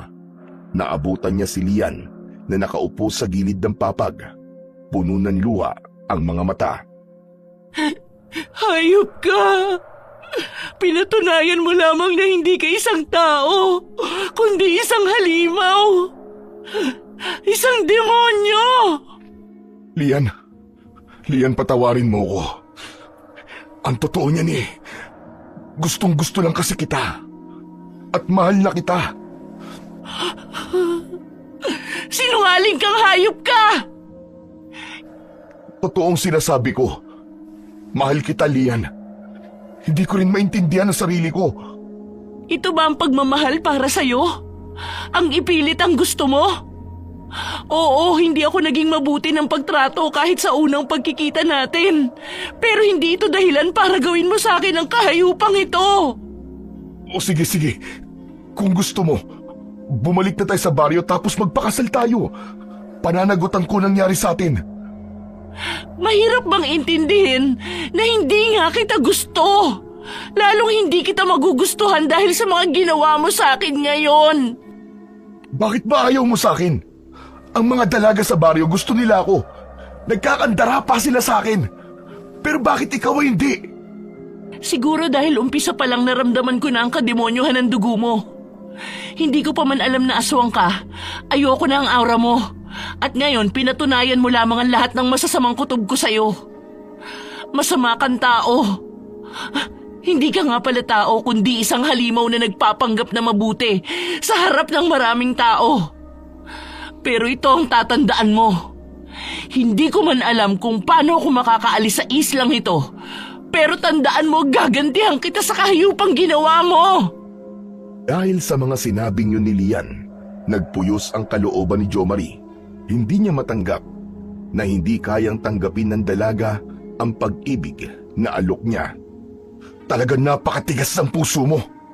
Hindi ko na alam kung anong dapat kong gawin sa'yo. Dahil hindi ko pinangarap kahit kailan na magkaroon ng asawang halimaw na gaya mo. Nagpalit ang anyo ng binata sa isang nakakatakot na nilalang. Humaba ang mga kuko. Namumula ang nanlilisik nitong mga mata. Tumutulo ang malagkit na laway nito sa kanyang bibig. Naging kulay itim ang balat na parang may mga maliliit na bukol. Nanlaki ang mga mata ni Lian pagkakita sa totoong anyo ng binata. Bukod sa pagiging dambuhalang ibon, ay mas nakakatakot pa ang anyo na yon ni Jo Marie. Hindi makapaniwala si Lian na ang lalaking ito ang umangkin sa katawan niya kanina. Dahil nga alam ni Lian ang labis na pagmamahal sa kanya ni Jo Marie, ay nagkaroon siya ng lakas ng loob. Sapagkat alam niyang hindi siya papatayin nito, pilit siyang ngumiti. Isang ubod pait ng ngiti upang ipakita sa binatang aswang na hindi siya nasisindak anuman ang itsura niya. Kailangan siyang magkunwari. Ngayong ipinakita mo na sa akin ang totoong anyo mo, patayin mo na ako. Total wala nang saysay pa ang buhay ko. Sinira mo na yon. Kaya sige na, patayin mo na ako dahil hindi kailanman kita mamahalin at lalo na ang pakasalan ka. Lumapit pa siya ng gusto sa lalaki at nais ipaubaya ang kanyang sarili. Patayin mo na ako! Sige na! Dahil naman sa nalilitong damdamin ni Jo Marie na nasa anyo ng isang halimaw, umungol siya ng napakalakas. Nakakatakot yun dahil ang ungol na yon ay pahiwatig na handa siyang pumatay. Subalit hindi niya kayang gawin kay Lian. Pagkatapos ng malakas na pag-ungol na yon, ay nagtatatakbo ito sa labas ng kubo, diretso sa masukal na daan patungo sa kagubatan. Habang si Lian naman ay naiwan sa kubo, umiiyak at nagdadalamhati sa kapalarang sinapit na kailanman ay hindi niya inasahan. Samantala, mahabang oras na nawalan ng malay si Lola Ising dahil kanyang nasaksihan ang ginawang pagtangay ng malaking ibon sa kanyang apo. Nang magkamalay ay agad na nagtungo sa bahay ng kapitan ang matanda upang humingi ng tulong. Kapitan! Kapitan! Binukas ni kapitan ang pintuan ng kanilang bahay. Bakas sa mukha nito ang pagtataka. "Oh, Ising! Abay, ba't na parito ka? Gabing-gabi na. Si Lian, Kapitan, ang apo ko. Kinuha na naman ng malaking ibon. Inilipad siya muli patungo sa kabilang bahagi ng dagat. Kung ganon, ay kailangan na natin magtungo ngayon din sa islang sinasabi ko sa inyo. Dahil maaaring totoong aswang nga ang kumuha kay Lian at kailangan siyang iligtas. Pinapasok ng kapitan si Lola Ising sa loob nila. Sunod ay inutusan ang panganay na anak niyang lalaki upang libutin ang baryo. Abisuan ang lahat ng kalalakihan na lulusob na sila sa isla sapagkat ang nangyari kay Lian ay hindi lamang problema ng maglolang Ising at Lian, kundi problema yon ng buong baryo. Sapagkat baka ang susunod na kunin ay ang mga anak o apong babae ng mga naninirahan sa buong baryo. Kailangan nilang mapatay ang aswang na tumangay kay Lian upang matigil na to sa kanyang kalapastanganan at hindi na maulit pa. Pagkatapos na matipon ang lahat ng mga kalalakihan sa baryo, naghanda na sila patungo sa isla. Nagdala sila ng pana at mga sibat na ginamit nila sa pangingisda na siyang gagamitin nila ngayon na panlaban sa aswang. Ang medalyon naman ni Kapitan ay hindi din niya nakalimutang isuot. Yun ang kanilang proteksyon sa aswang dahil hindi nila alam kung ilan ang bilang ng mga ito. Malapit nang sumikat ang araw nang marating nila ang isla. Sunod-sunod nilang idinaong ang kanilang bangka sa dalampasigan. Nag-iwan ng tig-iisang bantay rito upang kung sakaling kailangan nilang tumakas pabalik, madali silang makakaalis. Hindi natin alam kung anong kapahamakan na naghihintay sa atin sa islang ito. Kaya ingatan niyo ang inyong mga sarili, mga kasama. At higit sa lahat, kung totoong dito nga dinala ng aswang si Lian, dapat ay maiuwi natin siya ng ligtas. Pagkatapos na maikling paalala na yon ni Kapitan, tinungo na nila ang masukal na daan. Hindi sila naghiwa-hiwalay upang mapangalagaan ang isa't isa. Habang naglalakad sa masukal na daan, hindi maiwasang tumayo ang mga balahibo ni Kapitan. Kasabay noon ang pagkislap ng kanyang medalyon. Katunayan yon na may kakaibang nilalang nga sa lugar na yon. Nasa kalagitnaan na sila ng kabundukan nang mapansin ng isang kasama ni Kapitan ang isang kubo. Halos hindi mapapansin ang kubo na yon kung hindi pagmamasdan ng matagal dahil sa mga matataas na damo na nakapaligid dito. Ginamit nilang kublihan ng mga yon upang makalapit ng husto sa kubo. Mula sa pinagtataguan ni Kapitan, tanaw niya mula sa labas ng kubo ang isang lalaki. Nakaupo ito sa isang ugat ng malaking puno sa harap ng bahay nito. Nakayuko ang ulo at laglag ang mga balikat. Sinenyasan niya ang mga kasamahan na tumigil muna sa paglalakad at siya na lamang ang lalapit sa lalaki. Ilang hakbang na lang ang agwat ni Kapitan sa kanya, ngunit hindi pa rin ito gumagalaw sa pagkakaupo at nananatili pa din itong nakayuko. Lumapit pa ng konti si Kapitan hanggang sa maging 3 hakbang na lang ang layo nila sa isa't isa. Labis naman ang pagtataka ni Kapitan nang ganap na makilala ang lalaking nasa kanyang harapan. "Jomari, anong ginagawa mo dito?" Sa halip na sumagot ay nanatili lamang itong nakayuko. Hindi pa din kumikilos, kaya lumapit na si Kapitan sa kanya. Saka hinawakan ang balikat nito. Samantala, sa loob ng kubo ay naramdaman ni Lian ang mga kaluskos na nagmumula sa labas. Hindi niya yun tiyak nung una, kaya nanatili na lamang siyang tahimik sa loob ng kubo. Pero nang marinig niya ang boses ni Kapitan, agad siyang nagtatatakbo palabas. Kaya ang tagpong naabutan niya ay nakahawak si Kapitan sa balikat ni Jomari. Kapitan! Lumayo kayo sa kanya! Pagkarinig ni Kapitan sa boses ni Lian, ay napatingin ito sa kinaroroonan ng dalaga. "Lian, ang sabi ng lola mo ay tinangay ka ng dambuhalang ibon." Opo, Kapitan. "Anong ginawa niya sa'yo? At nasaan ang ibong yon? Mukha namang okay ka."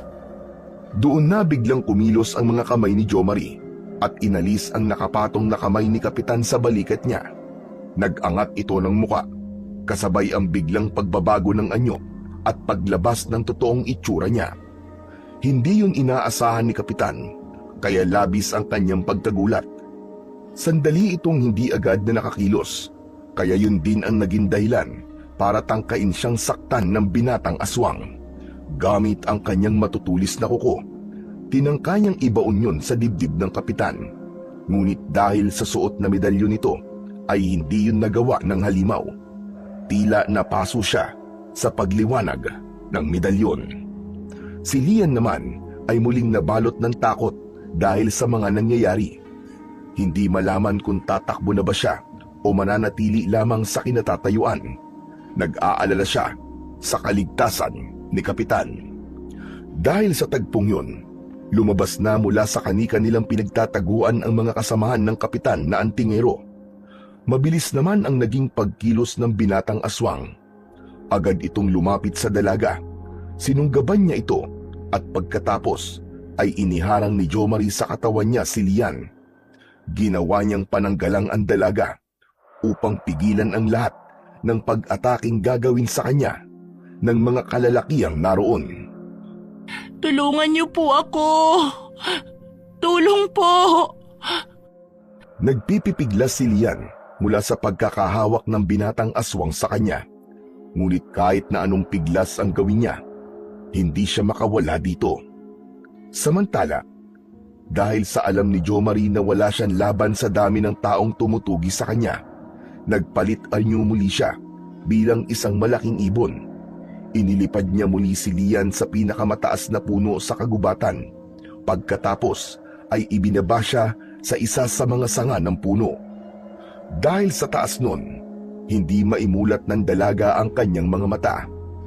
Magkahalong takot, kaba at galit ang nararamdaman niya para sa lalaking halimaw na tumangay sa kanya.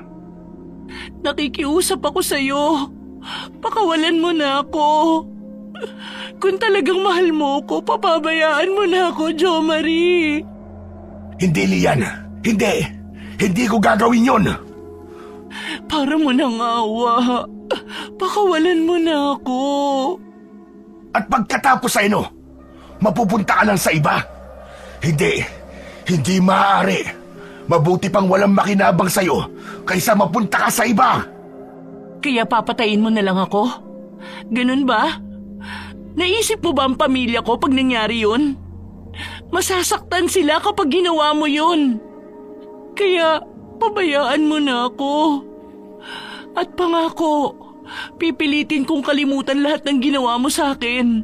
Pakawalan mo lang ako. Babalik ako ng Maynila. Isasama ko na si Lola Ising at hindi na babalik sa lugar na ito. Nakikiusap ako sa'yo. Tuloy-tuloy ang pag-agos ng luwa ni Lian habang nakikiusap siya kay Jomari na pakawalan siya nito. Nahihirapan siyang huminga, sanhi ng matinding kaba dahil sa taas ng punong pinagdalhan nito sa kanya. Samantala, si Jomari naman ay tila nakaramdam ng awa para sa babaeng nasa kanyang harapan. Umiiral pa rin ang pagmamahal niya rito. Hindi din naman niya gustong umabot sa ganito ang lahat. Kahit siya ay naguguluhan sa nararamdaman niya, kung pagmamahal ba ito o pagnanasa lang. Natahimik si Jomari na tila patuloy na kinakapa sa isip at damdamin kung ano ba ang nararapat niyang gawin. Lalo na't hindi niya mapipilit si Lian para sumama sa kanya at mahalin siya. Halimaw man ang binata, subalit may bahagi pa rin sa kanya bilang isang tao. Merong puso at damdamin. Siguro nga, hindi ko na dapat ipilit pa sa'yo ang nararamdaman ko, Lian. Dahil una, hindi mo ako gusto. At pangalawa, hindi ako normal na tao na kagaya nyo. Walang sino man na magmamahal sa akin ng totoo. Kaya sige, palalayain na kita. Ibabalik na kita sa kanila. Malaya ka na. Hindi makapaniwala si Lian sa kanyang narinig na sinabi ni Jomari. Bigla ay nagliwanag ang kanyang muka. Ang takot na kanina'y nasa kanyang dibdib ay napalitan ng saya at kasabikan na makita ang kanyang Lola Ising. Ganun pa man, nanatiling tahimik lamang si Lian, naghihintay ng sunod na gagawin ni Jo Marie. Naramdaman na lamang ni Lian na gamit ang paa ng dambuhalang ibon ay binuhat siya. Dahan-dahang lumipad pababa ng puno. Sa kamaraang ibinaba siya sa lupa. Pagkatapos na maibaba ni Jo Marie ang dalaga at hindi na nakadikit ang katawan niya kay Lian, ay sunod-sunod na pana ang tumama sa katawan niya. Halos ubusin ng mga kalalakihan ang hawak nilang armas para tiyakin ang kamatayan ng aswang na si Jo Marie. Nagtamo siya ng maraming sugat sa iba't ibang bahagi ng kanyang katawan dahil sa tama ng mga pana na bumaon sa katawan niya. Hindi na naikampay pa ni Jo Marie ang kanyang mga pakpak, kaya hindi na siya nakalipad pa. Saglit pa ay nagbalik ang anyo niya sa pagiging tao. Nawalan na din ng lakas upang lumaban pa. Samantala, si Lian naman ay nabigla sa bilis din ng pangyayari. Hindi niya inasahan na sa pagbaba pa lang sa kanya ng lalaki ay agad napapaulanan ito ng pana ng mga kababaryo niya. Tila asintado ang mga kalalakihang pumana sa aswang dahil hindi man lang tinamaan si Lian. Nakita niya kung paano nagtulong-tulong ang kanyang mga kababaryo para sa kanyang kaligtasan. Nang makita naman ng mga kalalakihan sa baryo na nakahandusay na si Jo Marie sa lupa, tadtad ng pana ang buong katawan at nag-aagaw buhay, ay itinigil na rin nila ang pagpana dito. Saka magkakasunod silang lumapit, maging si Kapitan. Sa nanlalabong paningin ni Jo Marie at naghahabol na hininga, ay pilit pa rin itong nagsalita habang nakatingin ang Kapitan. Patawarin niyo po ako sa perwisyong dinala ko. Wala kaming kamalay-malay na isa ka palang aswang, Jo Marie. Hindi lang basta aswang, kundi manyakis na aswang. Kapitan, nagmahal lang po ako. Minahal ko lang po si Lian. Kaya lamang hindi niya po ako kayang mahalin. Hindi pagmamahal ang tawag dyan, kundi pagiging makasarili. Buong akala naming lahat ay mabait kang tao. Ngunit sa likod pala nun ay may kasamaan kang tinatago. Ang maitim mong plano kay Lian. Kaya pala ikaw ang unang nakakita kay Lian nung una siyang kinuha ng malaking ibon. Dahil ikaw din pala ang hayop na yon. Napakagaling mong magtagong hayop ka. Naloko mo kaming lahat, kaya tanggapin mo ang parusang nararapat sa'yo. Hindi na dapat pang binubuhay ang katulad mo. Itinaas ni Kapitan ang kanyang medalyon, saka umusal ng orasyon at dasal. Kasabay ng ritual ay ang pag-ihip ng malakas na hangin. Patuloy siya sa pagdadasal at pag-oorasyon hanggang sa magliwanag ang kanyang medalyon. Nang ganap ng magliwanag ang medalyon, idinikit yon ng Kapitan na antingero sa puso ng binatang aswang. Malakas na tila alulong ng aso ang pinakawalan nito dahil yon sa matinding sakit. Pagkatapos ay nabalot ng matinding liwanag ang katawan ng binata. Saka sumabog ito kasama ng medalyon na siyang katapusan ng kasamaan ng aswang na si Jo Marie. Samantala, mula sa malaking puno ay may 2 pares ng mga mata ang nakakubli sa pangyayaring yun. Gusto man nilang tulungan ang binata, ngunit wala silang magawa dahil maaaring ikamatay din nila kung pakikialaman nila ang sitwasyon na yun. Kaya nagpasya silang panoorin na lang kung paanong patayin ng mga tao ang kanilang anak sa islang teritoryo nila. Nung unang dinala ni Jo Marie ang dalaga sa islang yon, pinagsabihan na nila ang binata, ngunit sadyang matigas ang ulo nito, kaya kamatayan mula sa mga tao ang sinapit niya. Masakit man para sa kanila, ngunit kailangan nilang tanggapin na yun na ang kaparusahan sa kasalanan ng kanilang anak. Samantala, nang masiguro ng mga tao sa baryo na patay na talaga si Jo Marie, saka sila umalis kasama si Lian. Pagdating pa lang nila sa pampang ng dagat sa baryo, nakaabang na si Lola Ising sa kanila, kasama ang ilang mga taga-baryo. Niyakap ng matanda ang apo. Pagkakita niya rito, Salamat sa Diyos at ligtas ka na, apo ko. Pagkatapos nun ay bumaling siya sa mga kababaryo na nagligtas sa apo niya. Maraming salamat sa inyong lahat. Tatanawin kong malaking utang na loob sa inyo ang pagkakaligtas ninyo sa apo ko. Walang anuman yun, Ising. Sino ba naman ang magtutulungan kundi tayo magkababaryo? Oo nga pala, Kapitan. Nakilala niyo ba ang kumuha sa apo ko? Oo, Ising. Nakilala namin siya. Subalit, makabubuti ko mamaya na natin pag-usapan. Sa ngayon, asikasuin mo muna ang iyong apo. Tiyak kung pagod siya at may mga tinamong gasgas at sugat. Naisip ni Lola Ising na tama nga ang sinabi ni Kapitan, kaya iniwi na niya si Lian. Tinulungang makaligo at magamot ang gasgas at sugat ng apo. Nang gabing yun, ay hinayaan na lamang niyang makapagpahinga muna ang dalaga at hindi na muna nag-usisa pa. Lumipas pa ang ilang mga araw, ngunit hindi pa din kayang magkwento ng dalaga sa nangyari sa kanya sa isla. Kaya naisipan na ni Lola Ising na magtungo na kay Kapitan. Doon niya itinanong ang mga nais niyang malaman. Tulad ng inaasahan, nagpupuyos sa galit ang matanda nang malamang si Jomari ang punot dulo ng lahat, na ito ang aswang na kumuha sa apo niya. Kaya kahit patay na ito, hindi niya pa din makuwang patawarin. Hanggang sa mabilis na lumipas ang isang buwan, tahimik at madalas nag-iisa ang dalaga. Lagi siyang nakaupo sa tabi ng dagat at nakatanaw lang sa kawalan. Nawala na ang dating sigla at ngiti sa mukha nito. Napalitan na yon ng lungkot. Madalas din itong mahuli ni Lola Ising na umiiyak tuwing gabi. Gusto man niyang pagaanin ang loob ng apo, ngunit hindi niya alam kung paano.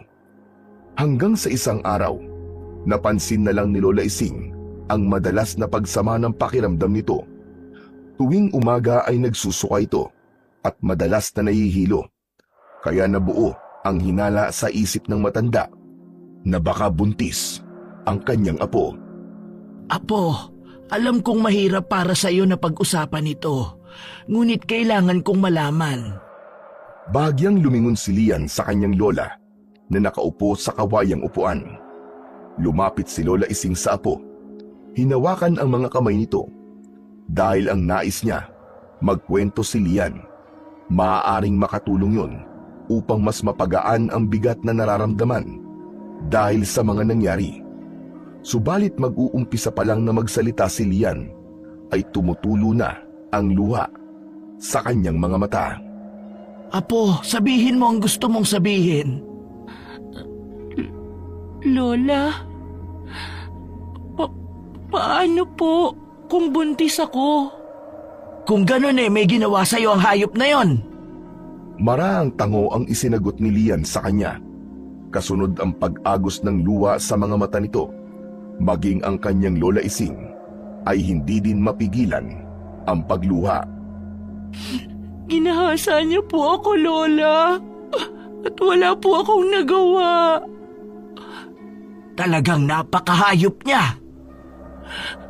Ano pong gagawin ko kung talagang buntis po ako, Lola? Pupunta tayo sa center. Ipapacheck up kita para makasiguro tayo. Pagkatapos na maikling pag-uusap na yon, ay naggayak ang maglola patungo sa health center. Doon nga ay kinumpirma ng midwife na buntis nga siya. Halos gumuho ang mundo ng dalaga pagkarinig sa balitang yon. Marami pa siyang pangarap sa buhay. Marami pa siyang nais marating. Pero paano na siya ngayon? Paano niya ito ipapaliwanag sa magulang niya? Paano siya babalik sa Maynila sa ganung kalagayan niya? Ito ang maraming tanong na hindi malaman ni Lian kung paano sasagutin.